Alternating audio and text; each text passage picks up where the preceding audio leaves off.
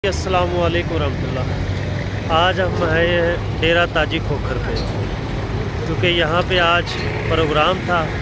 यहाँ पे कायदे जमीयत तशरीफ़ ला रहे हैं, तो मैंने कहा चलो आज आपको भी लाइव दिखाते हैं क्या क्या अंदर के सीन है, क्या क्या इंतज़ाम है कायदे जमीयत के लिए इन लोगों ने किए।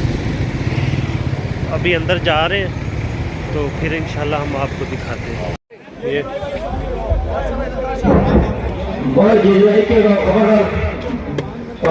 ऐसा लगता है बड़ा शौक है कॉलिंग है ना।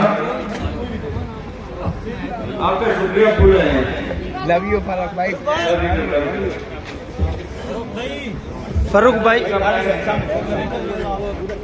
फारूक भाई बिहाड़ी वालों को भी आई लव यू बोल रहे हैं।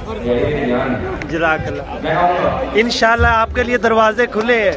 फारूक भाई आपसे बहुत प्यार है, कसम से बहुत प्यार है, यकीन माने। पीछे कराची में भी